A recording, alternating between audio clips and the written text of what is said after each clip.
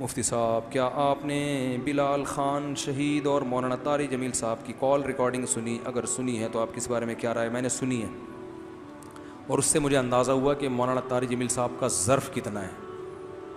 میں ہوتا تو میں اتنی برداشت میرے اندر نہیں ہے۔ ہم سے باتیں پھینکتے ہیں، ہم جو ابا اماں کے اتنے حقوق بیان کر رہے ہیں نا، تو یہ نہیں سمجھو کہ ہم نے پتہ نہیں کتنی خدمتیں کی ہوں گی۔ ہم بھی ناقص ہیں بھائی، دعائیں کرتے ہیں ان کے لیے ٹوٹی پھوٹی، وہ بھی جتنی دعا ہونی چاہیے شاید اتنی نہ کرتے ہوں۔ تو یہ مولانا طارق جمیل صاحب کا ظرف ہے جو انہوں نے اتنے محبت سے اتنے الٹے سیدھے سوالات کا بھی جواب دیا، تو میرے دل میں تو ان کی قدر بڑھ گئی اس سے۔ بلال شہید کو بھی اللہ درجات عطا فرمائے، اس کی شہادت بھی اچھی ہے، کیونکہ اس کو قتل جن لوگوں نے کیا ہے وہ بہرحال اسلام دشمن تھے۔ حضرت عمر کو جب برچھا مارا نا، تو کسی نے کہا کہ حضرت عمر نے سب سے پہلا سوال کیا مارا کس نے؟ کسی نے کہا مجوسی نے۔ فرمایا اللہ کا شکر ہے کسی مومن مسلمان نے یہ کام، میرا قتل تو یہ کسی برے آدمی کے ذریعے قتل ہونا یہ ایک اچھی موت ہے۔ تو اللہ بلال شہید کو بھی اونچے درجات عطا فرمائے۔ سوال صحیح تھے، ان کے جواب صحیح مل گئے ان کو، سمجھ رہے ہو؟ باقی بلال خان کا جو، اگر وہ میرے خلاف بھی اس نے کلپ بنایا تھا، وہ پٹھانوں کے بچے کم پیدا اور یہ زیادہ پیدا، وہ بھی غلط رخ پہ، اگر وہ مجھ سے فون کرتا میں اس کو وضاحت کر دیتا میرا یہ مطلب نہیں ہے۔ اگر وہ کہتا آپ کا یہ مطلب اگر نہیں ہے تو اس سے غلط میسج جا رہا ہے، میں کہتا ٹھیک ہے میں دوبارہ بیان ریکارڈ کرا دیتا ہوں۔ یہی ہوتا ہے نا کہ بھائی میں کیسے پٹھانوں کے خلاف بات کر سکتا ہوں؟ مجھ سے زیادہ سننے والے پشتو اسپیکنگ ہیں، میرے زیادہ تر استاذ پشتو اسپیکنگ ہیں، میری شادی پٹھانوں میں ہوئی ہے، میرے سسرال پشتو ہیں، وہ تو مجھے پکڑ کے کوٹ دیں گے۔ سسرال سے کوئی پنگا لے سکتا ہے؟ میرے سالے پکڑ کے کوٹ دیں گے مجھے، تو میں تو ویسے ہی نہیں دشمنی لے سکتا۔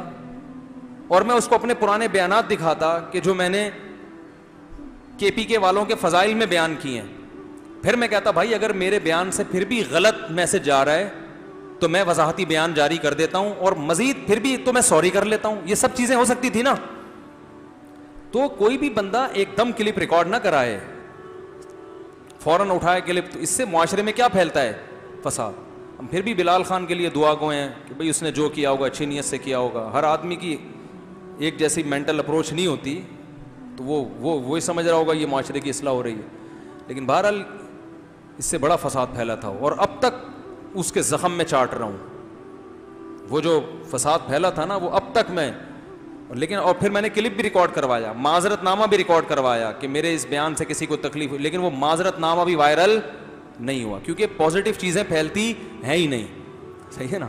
بہت سے لوگ کہتے ہیں کہ ہماری فوج مذہبی ہے اور دین سے محبت کرنے والی ہے، لیکن فوج میں اکثر لوگ داڑھی نہیں رکھتے، سنت کو ذبح کرنا کون سی دینداری ہے؟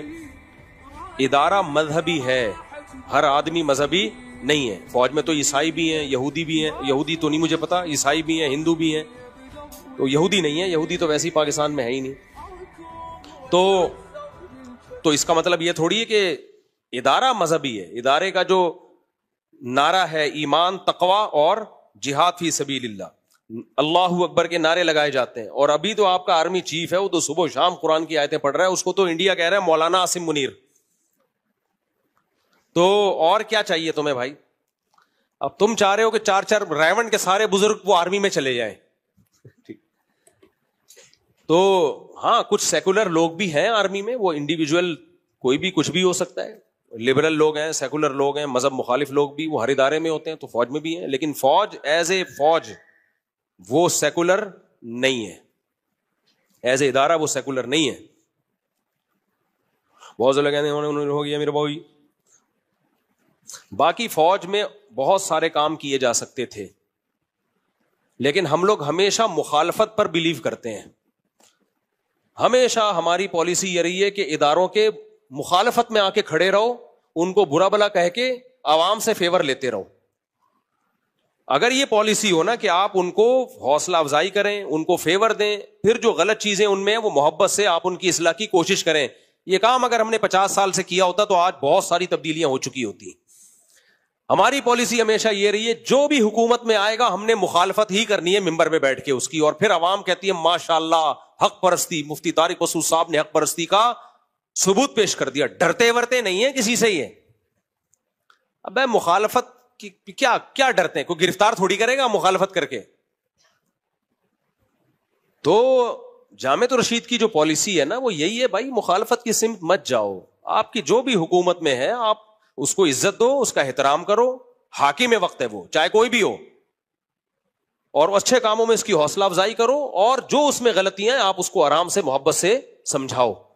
اس طرح سے سوسائٹی کی اصلاح ہو سکتی ہے. لیکن اپوزیشن مت بنو, ہر جگہ جا کے مخالف. اپوزیشن کا کام کیا ہوتا ہے کہ بھائی گورنمنٹ میں جو اچھا کام ہوگا اس میں کیڑے نکالنا, اور جو غلط ہے وہ تو ویسے ہی غلط, اس کو جتنی غلطی ہے اس کو 10 گنا بڑھا کے پیش کرنا. اور آپس میں یہ لوگ بڑے دوبارہ مل لیتے ہیں, جب گرتے ہیں تو پھر سارے چائے پی رہے ہوتے ہیں ایک دوسرے کے ساتھ بیٹھ کے. تو یہ ٹھیک نہیں ہے. مجدد الفسانی رحمۃ اللہ علیہ کے جو طریقہ کار تھا نا, اکبر بادشاہ جو جلال الدین اکبر تھا ملحد ہو گیا تھا, وہ اتنا بیڑا غرق کر دیا تھا اس نے ہندوستان میں. تو علماء اس کے خلاف فتویٰ دیتے یہ کافر ہو گیا, اس کا نکاح ٹوٹ گیا, یہ ہو گیا. مجدد الفسانی رحمۃ اللہ علیہ نے ان کو کیوں الفسانی, دوسری 1000ویں کے وہ شروع میں آئے, انہوں نے تجدید کا کام کیا. انہوں نے کہا مخالفت سے کچھ بھی نہیں ہوگا, بغاوتیں ہوں گی, ہندوستان برباد ہو جائے گا. تو جا کے بادشاہ کا قرب حاصل کیا, محبت سے اس کو سمجھایا, شہزادوں کے قرب حاصل کیا, ان کو سمجھایا. یہاں تک ایک شہزادے سے کہا جب تک تو جنت میں نہیں جائے گا میں بھی جنت میں نہیں جاؤں گا, میں اللہ سے پوری کوشش کروں گا تجھے بخشوانے کی. کوشش ہی کر سکتا ہے انسان. اس کو ہدیے دیے. بادشاہوں کا قرب یا تو چاپلوسی میں کیا جاتا ہے اپنے فیور کے لیے, یا ان کو ٹھیک کرنے کے لیے کیا جاتا ہے. تو علماء نے الزام لگائے, بعض مولویوں نے, سب نے نہیں, کہ یہ تو حکومتی پٹھو ہیں, یہ تو یہ ہیں وہ. انہوں نے کیا کیا مجدد الفسانی رحمۃ اللہ علیہ کی کوششوں سے بالآخر جلال الدین اکبر کلمہ پڑھ کے دنیا سے گیا ہے, ایمان قبول کر کے گیا ہے. جو مسلمان تھا مرتد ہو گیا تھا, خنزیر کا گوشت کو حلال کر دیا تھا اس نے, دین اکبری بنا رہا تھا, سارے مذاہب کو کچمبڑ بنا کے ایک مذہب بنا رہا تھا وہ. تو جی دین الہی کی ایک الگ دین بنا رہا تھا وہ. تو مجدد الفسانی رحمۃ اللہ نے بہت محبت سے قرب حاصل کیا, شہزادوں کو سمجھایا. انگریز کا 200 سال جو پلان تھا نا وہ مؤخر کر دیا. انگریز 200 سال پہلے ہندوستان پہ قابض ہو جاتا, لیکن جلال الدین جو مجدد الفسانی شیخ احمد سرہندی رحمۃ اللہ علیہ کی کوششوں سے انگریز کا داخلہ یعنی جو قبضہ تھا وہ 200 سال کے لیے ڈیلے ہو گیا. یہ بھی ایک طریقہ ہے میرے بھائی. جامعۃ الرشید کی یہی پالیسی ہے. اس پالیسی پہ لوگ کہتے ہیں سرکاری لوگ ہیں, درباری ملا ہیں. بھائی جامعۃ الرشید 1 روپے نہیں لیتا, نہ حکومت سے نہ فوج سے, 1 روپے نہیں لیتا. ہم بھی تو جامعۃ الرشید کے ہیں. میں واگا بارڈر گیا ہوں, جو میں نے بیان داغا ہے, کسی فوجی کا فون نہیں آیا تھا ہمارے پاس کہ آپ واگا بارڈر جائیں, نہ کسی فوجی نے ایک لڈو کھلایا ابھی تک.